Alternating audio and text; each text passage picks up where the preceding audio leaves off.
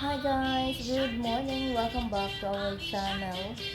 Maingay ang ating background dahil ayan, nakapag-breastfeed ako at itong bata na to ay nanonood din siya ng kanyang baby shark, baby shark.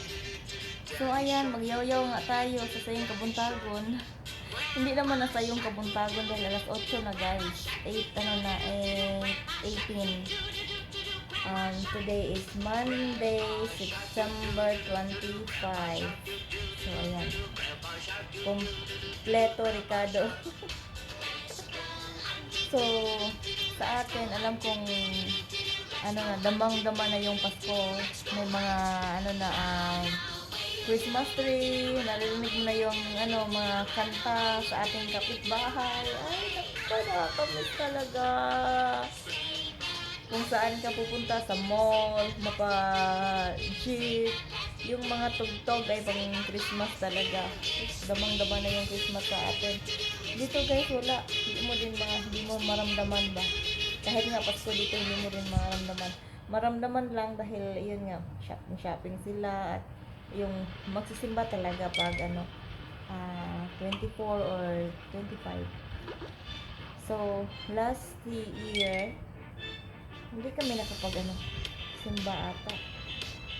Dahil 24 ng gabi doon kami sa kapatid niya na babae. Akala ko naman magsimba kami doon. Hindi naman pala. Gumala lang kami doon sa mga mga display na pang Christmas. Dahil itong pamilya ng asawa kong Pakistani guys ay sila, Christian, Katoliko sila. So yun lang yung medyo magkasundo sa mga sa religion ba, dahil parehas kami na Katoliko. So yun, at yung Easter naman yan, nagsimba yan sila. Kahapon po nagsimba sila ni mama at papa.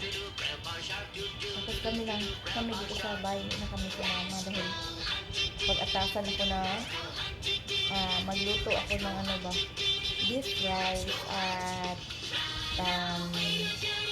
yung beef na parang tawag dyan, basta korma, ewan ko lang, parang ganun, beef na may alo. So yun ang aming lunch habang nasa simba. So pagdating nila may may tanghalian at may bisita din kami kahapon. So, yun pala yung ikwento ko habang nagpapa-breastfeed ako. Maraming nagtatanong. Mayroon akong Facebook page na Prinsesa Damiana. Not Damiana, Domiana. Maraming nagtatanong doon, nag-message. Kasi nga meron din silang boyfriend, gano'n. Long distance relationship, kung mabait ba daw yung mga Pakistani or dito sa bansang Pakistan na natatakot ba, ano ba yung bawal dito, mga ganong katanungan. So, siguro sagutin ko yung base lang doon dito sa experience ko. So kung doon sa kung mabait sila o hindi, depende kasi yan sa tao. Sa atin din, ganon din naman sa mga Pilipino na mga lalaki sa atin. Meron ding mabait, meron ding mga babaero. Hindi talaga yan mawala sa kanila siguro ba, may mga kahit nga din babae. So na talaga yan, parang yun na, sa kanila na yan. Mga mababait naman din yung mga Pakistani guys. Mga din sila, ito din sila mga hospitable. Tapos magaling yan sila halubilo. Magaling yan sila tumanggap ng bisita. Yan. So may mga lalaki din na barumbado siguro pag depende din siguro sa lugar kung saan ba nakatira sila, o ewan ko lang guys, basta base lang dito sa na-experience ko dahil almost 3 years na ako dito sa Pakistan. Dito kami sa guys, Islamabad. Mabait naman sila at marunong din silang tumanggap ng bisita.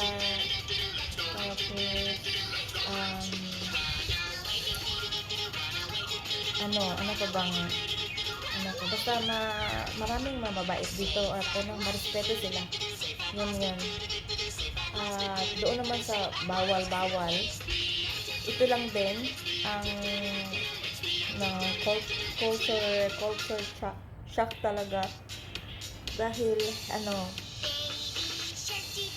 bawal kang lumabas, pwede kang lumabas, bawal akong sa side ko, bawal akong lumabas na mag-isa. So hindi ako pinapalabas na ako lang.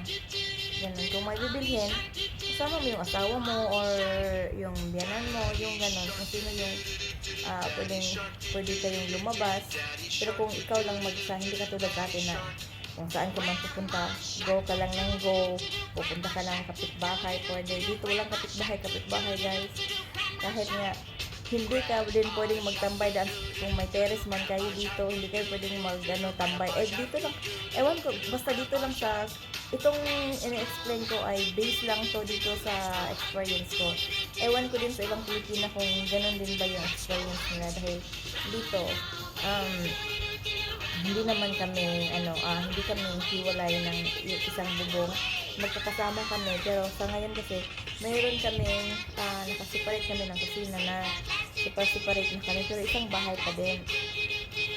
Hindi kami pwedeng magtambay sa terrace at yung halimbawa may mga babae o mga lalaki, bawal kami tumitingin, bawal kami magtingin-tingin ba, ganun. Hindi ka pwedeng magtambay dyan o ganun.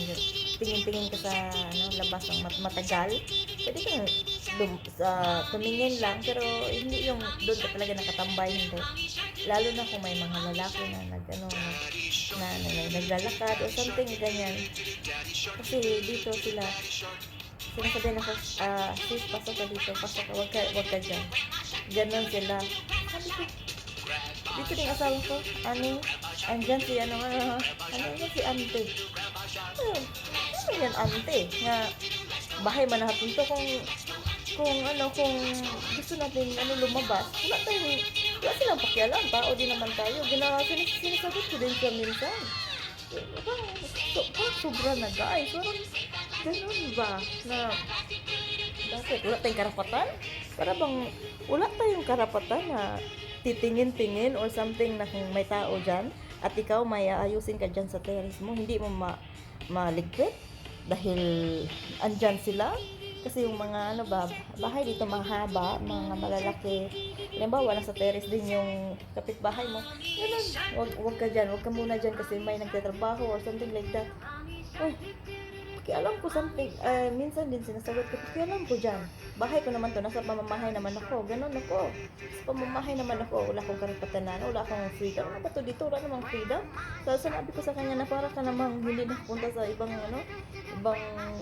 bansa, at mo, sabi iba dito, so walang iba, wala yan, sabi ko wala yan, nasa pamamahay ka naman at hindi mo magawa yung gawain mo, ganun ko dyan siya. So, ganun dito guys. Nako, maraming chismosa dito guys. Okay na lamang. Maraming chismosa dito sa Pakistan. Ano pa ba yun? Ayun, nakakatakot ba daw ang Pakistan? Yun nga sa sinabi ko. Dito sa lugar namin, hindi naman nakakatakot. Meron din siguro talagang katulad sa atin, di ba? Pag sa sulo, mga ganyan siguro. Parang may lugar din na nakakatakot. Katulad sa atin na may lugar din na nakakatakot. Depende nga siguro kung dito kasi guys, guys, hindi naman nakakatakot. Pero hindi mo kasi maiwasan yung may mga magaganap o nagaganap. Ganon. So, parang sa atin din, katulad lang din yan sa atin. Dito, katulad lang din na, may lugar na, nakakatakot, ganun. So, parang weather lang, okay. So, ganun guys, parang sa atin lang din, may lugar na nakakatakot. Ganon. Kasi, yun nga, Muslim country dito. Pero, hindi naman ibig sabihin na Muslim country, mamamatay tao. Hindi naman, guys. Sila, mga relihiyoso sila, guys. Pagdating dyan, mga relihiyoso yan sila. At, ganon. Meron lang talagang tao na hindi mo din mapagkatiwalaan or something na may mga masasama din talaga. Katulad ba sa atin. Pero hindi na nakakatakot. Hindi na nakakatakot ang pakistan guys. Ganon. So, yun lang yung ating topic today. Kung may mga katanungan kayo, pwede kayong mag-comment or pwede kayong mag-message doon sa aking page na Princesa Damiana. At minsan, may ano kasi ako, United Kingdom na news. May dati kasi nag-upload ako ng mga videos doon. Doon din may mga kababayan tayo na nag-message kung paano pumunta dito, magkano yung mga pocket money, ganun ba, paano kumuha ng visa, yung mga basic na mga katanungan, sinasagot ko naman. So, pwede kayong mag-comment dito kung mahanap ninyo tong aking video na to. At meron akong Facebook page na Princesa Damiana, pwede kayong mag-message. At malay natin makagabay din ako sa inyo. Dito lang, tungkol lang din dito lang sa Pakistan, basta tungkol lang dito sa natin guys, tungkol dito sa Pakistan at kung paano ako nakarating, basta kung gusto niyo ng guidance, sana mag-guide ko kayo at makakatulong din ako sa mga gusto niyo itanong. So, yun lang yung ating topic today guys. Dahil ayun si Haros, patulugin ko na to, nagdidididip pa din siya, nag-breastfeed pa din tayo. So, thank you so much. God bless you all. Bye.